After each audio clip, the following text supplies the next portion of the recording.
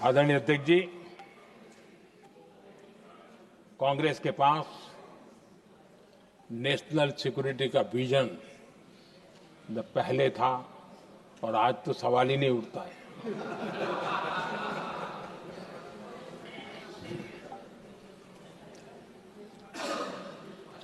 कांग्रेस ने हमेशा national security पर समझौता किया है।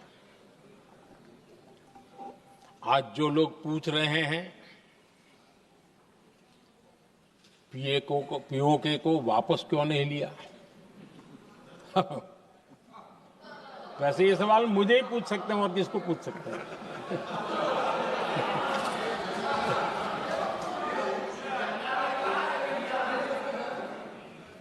लेकिन इसके पहले जवाब देना होगा पूछने वालों को। किसकी सरकार ने पीओके पर पाकिस्तान को कब्जा करने का अवसर दिया था? जवाब साफ है, जवाब साफ है। जब भी मैं नेहरू जी की चर्चा करता हूं तो कांग्रेस और उसका पूरा इकोसिस्टम बिलबिला जाता है। पता नहीं क्या है। आदरणीय अध्यक्ष जी, हम एक शेर सुना करते थे, मुझे ज्यादा इसका ज्ञान तो नहीं है लेकिन सुनते थे। लम्हों ने खता की और सदियों ने सजा पाई। आजादी के बाद से ही जो फैसले लिए गए उनकी सजा आज तक देश भुगत रहा है।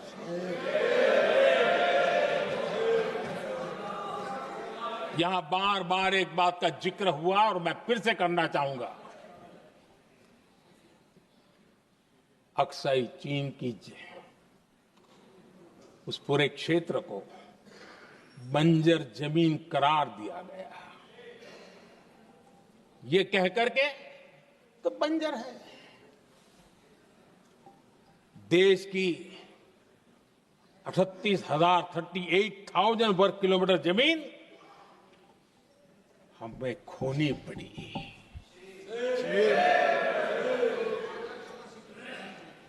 आदरणीय अध्यक्ष जी, मैं जानता हूं मेरी कुछ बातें चुभने वाली है। 1962 और 1963 के बीच कांग्रेस के नेता जम्मू कश्मीर के पूंछ, उरी, नीलम वैली और किशनगंगा को छोड़ देने का प्रस्ताव रख रहे थे। भारत की भूमि,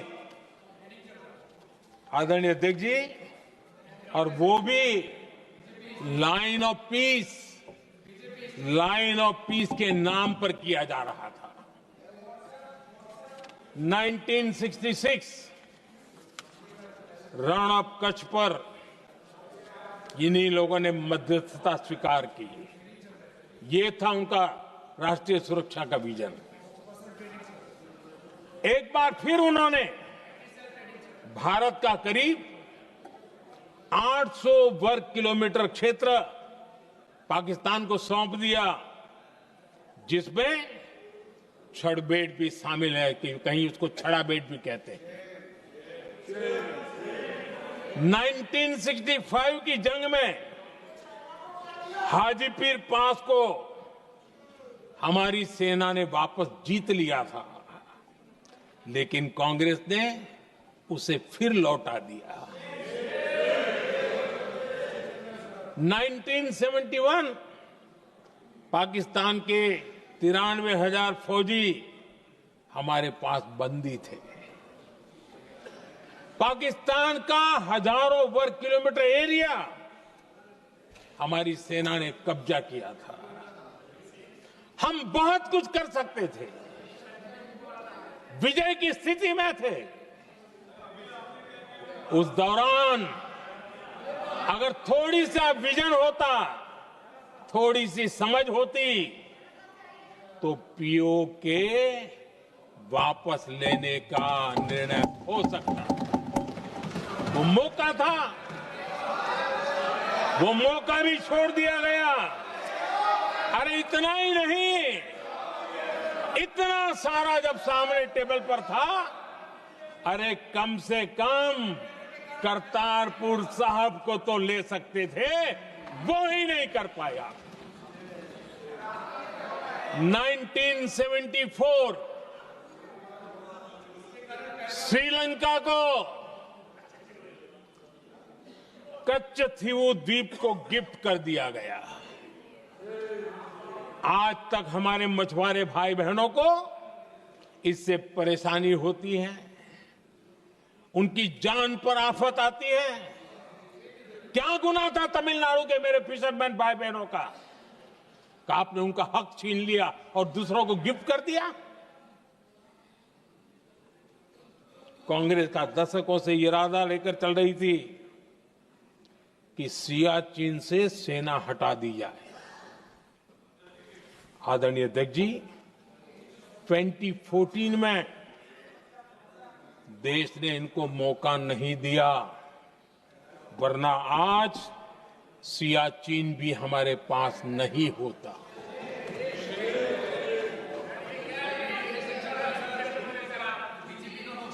आदरणीय अध्यक्ष जी, आजकल कांग्रेस के जो लोग हमें डिप्लोमेसी का पाठ पढ़ा रहे हैं, मैं उन्हें उनकी डिप्लोमेसी याद दिलाना चाहता हूं, ताकि उनको भी कुछ याद रहे, पता चले। 26/11 जैसे भयंकर हमले के बाद बहुत बड़ा आतंकी हमला था। कांग्रेस का पाकिस्तान से प्रेम नहीं रुका। इतनी बड़ी घटना 26/11 की हुई थी। विदेशी दबाव में हमले के कुछ हफ्तों के भीतर ही कांग्रेस सरकार ने पाकिस्तान से बातचीत शुरू कर दी। आदरणीय अध्यक्ष जी, कांग्रेस सरकार ने 26/11 की इतनी बड़ी घटना के बाद भी एक भी डिप्लोमेट को भारत से बाहर निकालने की हिम्मत नहीं की। छोड़ो, इधर एक वीजा तक कैंसिल नहीं किया, एक वीजा तक कैंसिल नहीं कर पाए थे। देश पर पाकिस्तानी स्पॉन्सर बड़े बड़े हमले होते गए, लेकिन यूपीए सरकार ने पाकिस्तान को मोस्ट फेवर्ड नेशन का दर्जा देकर रखा था। वो कभी वापस नहीं लिया था। एक तरफ देश मुंबई के हमले का ये न्याय मांग रहा था, दूसरी तरफ कांग्रेस पाकिस्तान के साथ व्यापार करने में लगी थी।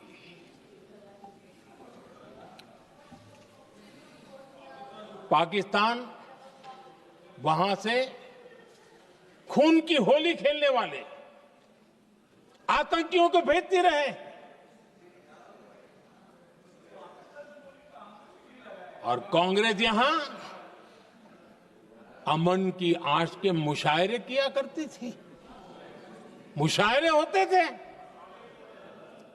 हमने आतंकवाद और अमन की आस का ये वन वे ट्रैफिक बंद कर दिया।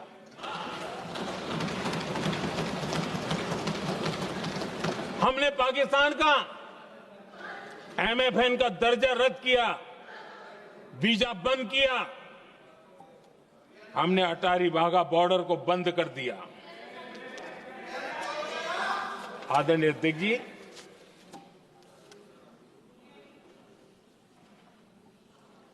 भारत के हितों को गिरवी रख देना ये कांग्रेस की पार्टी की पुरानी आदत है।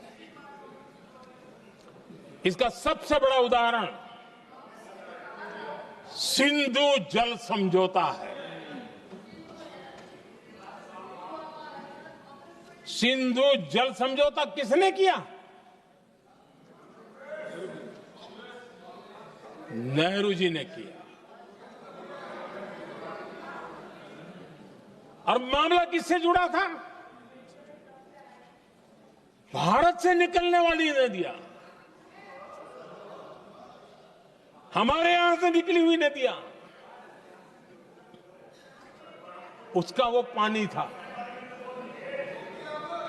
और वो नदियां हजारों साल से भारत की सांस्कृतिक विरासत रही है, भारत की चैतन्य शक्ति रही है। भारत को सुजलाम सुफलाम बनाने में उन नदियों का बहुत बड़ा योगदान रहा है। सिंधु नदी जो सदियों से भारत की पहचान हुआ करती थी, उसी से भारत जाना जाता था। लेकिन नेहरू जी और कांग्रेस ने सिंधु और झेलम जैसी नदियों पर विवाद के लिए पंचायत किसको दी? वर्ल्ड बैंक को दी। वर्ल्ड बैंक फैसला करे क्या कर रहा है? नदी हमारी, पानी हमारा।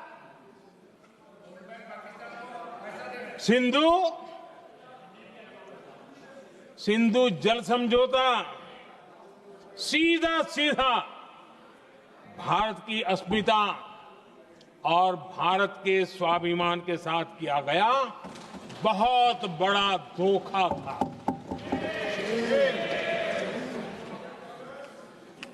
आदरणीय अध्यक्ष जी, आज के देश के युवा ये बात सुनते होंगे तो उनको भी आश्चर्य होगा कि ऐसे लोग थे हमारे देश का काम करते थे। नेहरू जी ने इस ट्रीटी करी और क्या किया? ये जो पानी था, जो नदियां थी, जो भारत से निकल रही थी, उन्होंने 80% पानी पाकिस्तान को देने के लिए वो राजी हो गए।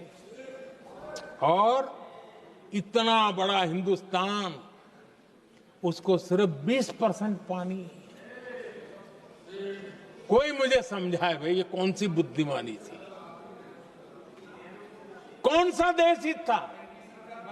कौन सी डिप्लोमेसी थी?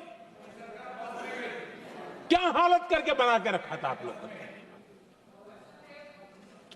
इतनी बड़ी आबादी वाला हमारा देश, हमारे यहां से निकलती हुई ये नदियां, और सिर्फ 20% पानी, और 80% पानी उन्होंने उसको दिया जो देश खुलेआम भारत को अपना दुश्मन करार कर देता रहा है, दुश्मन कहता रहा। और ये पानी पर किसका हक था? हमारे देश के किसानों का, हमारे देश के नागरिकों का। हमारा पंजाब, हमारा जम्मू कश्मीर देश के एक बहुत बड़े हिस्से को इन्होंने पानी के संकट में धकेल दिया, इस एक कारण से। और राज्यों के भीतर भी पानी को लेकर के आपस में संघर्ष पैदा हुए, प्रतिस्पर्धा पैदा हुई, और उनका जिस पर हक था उस पर पाकिस्तान मौज करता रहा। और ये दुनिया में अपनी डिप्लोमेसी के पाठ पढ़ाते रहते हैं। आदरणीय अध्यक्ष जी, अगर ये ट्रीटी न होती तो पश्चिमी नदियों पर कई बड़ी परियोजनाएं बनती। पंजाब, हरियाणा, राजस्थान और दिल्ली, वहां के किसानों को भरपूर पानी मिलता, पीने के पानी की कोई समस्या नहीं रहती। औद्योगिक प्रगति के लिए भारत बिजली बना पाता। इतना ही नहीं, नेहरू जी ने इसके उपरांत करोड़ों रुपए भी दिए ताकि पाकिस्तान नहर बना सके।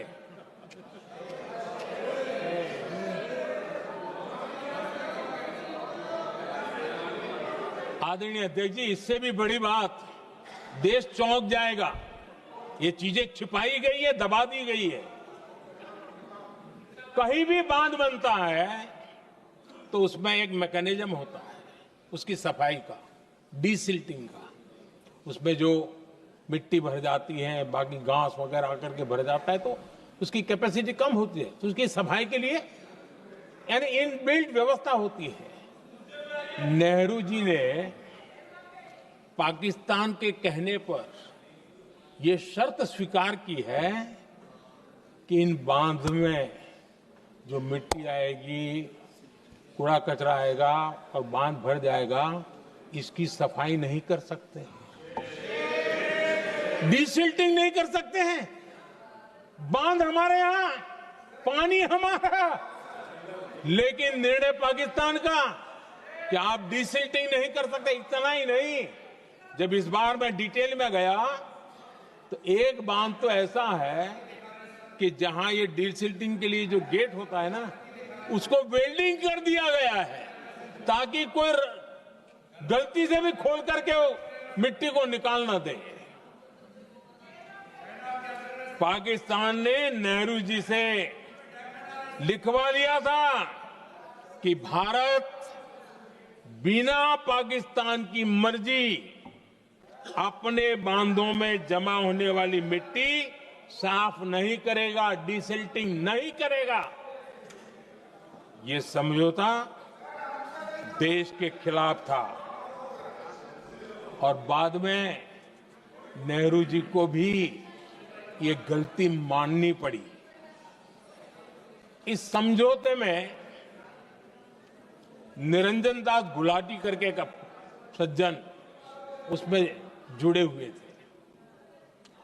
उन्होंने एक किताब लिखी है। उस किताब में उन्होंने लिखा है कि फरवरी 1961 में नेहरू ने उनसे कहा था, गुलाटी, मुझे उम्मीद थी कि यह समझौता अन्य समस्याओं के समाधान का रास्ता खोलेगा, लेकिन हम वहीं हैं जहां पहले थे। ये नेहरू जी ने कहा। नेहरू जी केवल तत्कालिक प्रभाव देख पा रहे थे, इसलिए उन्होंने कहा कि हम वहीं के वहीं हैं, लेकिन सच्चाई ये कि इस एग्रीमेंट के कारण देश बहुत पिछड़ गया, देश बहुत पीछे चल गया और देश का बहुत नुकसान हुआ। हमारे किसानों को नुकसान हुआ, हमारी खेती को नुकसान हुआ। और नेहरू जी उस डिप्लोमेसी को जानते थे जिसमें किसान का कोई वजूद ही नहीं था। यह हाल करके रखा था उन्होंने। आदरणीय अध्यक्ष जी, पाकिस्तान आगे दशकों तक भारत के साथ युद्ध और छद्म युद्ध, प्रॉक्सी वॉर करता ही रहा, लेकिन कांग्रेस की सरकारों ने बाद में भी सिंधु जल समझौते की तरफ देखा तक नहीं, नेहरू जी की गलती को सुधारा तक नहीं। आदरणीय अध्यक्ष जी, लेकिन अब भारत ने पुरानी गलती को सुधारा है, ठोस निर्णय लिया है। भारत ने नेहरू जी द्वारा किए गई बहुत बड़ी ब्लंडर, सिंधु जल समझौते को देश हित में, किसानों के हित में एबेंस में रख दिया है। देश का अहित करने वाला ये समझौता अब इस रूप में आगे नहीं चल सकता। भारत ने तय कर दिया है, खून और पानी साथ साथ नहीं बैठ सकते।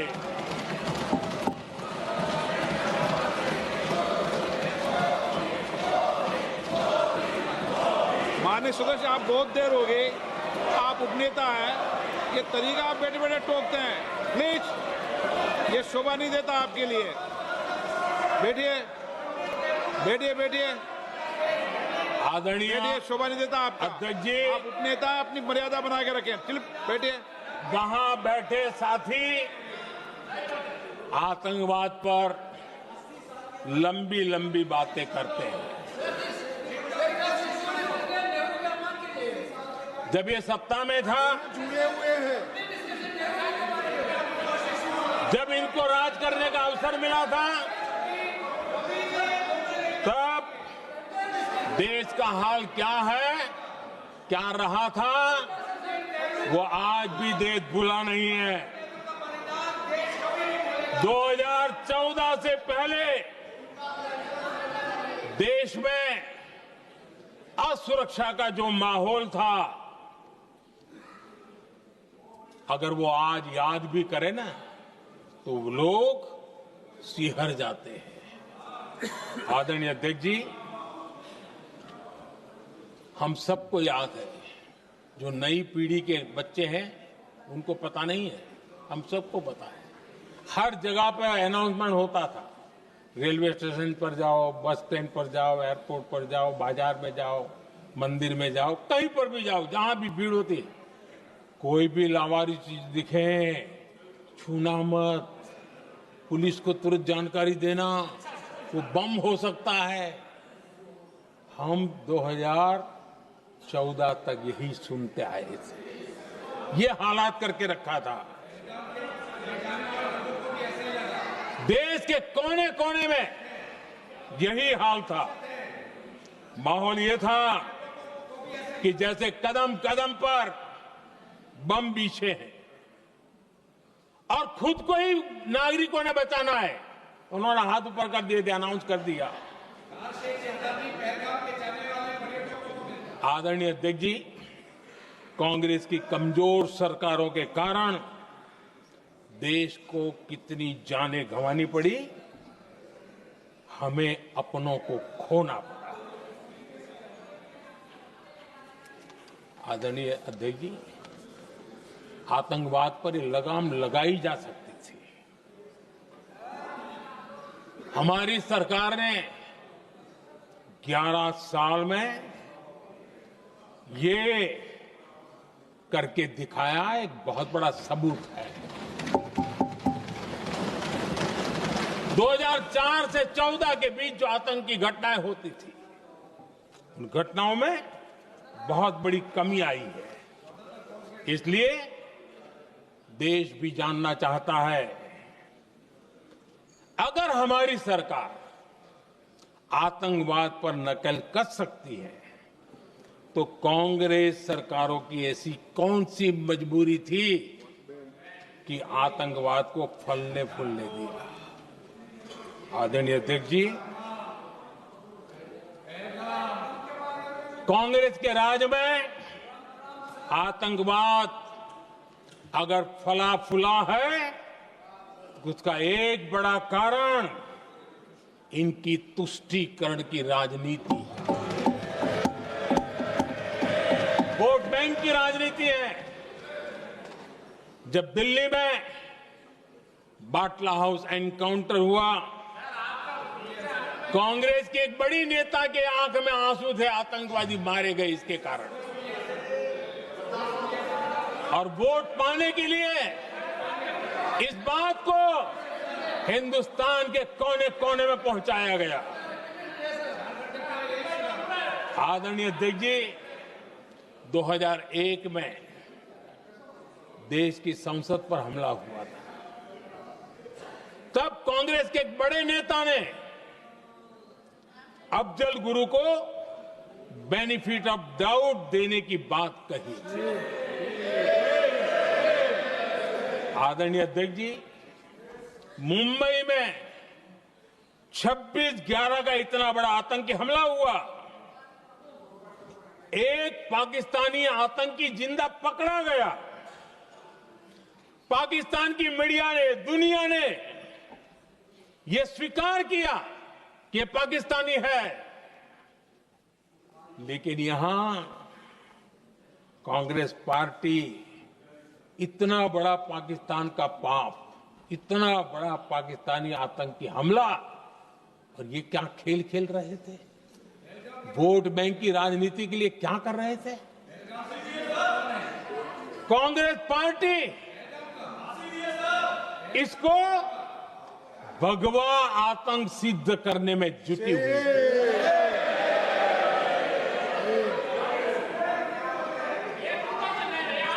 कांग्रेस दुनिया को हिंदू आतंकवाद की छड़ी बेचने में लगी हुई थी।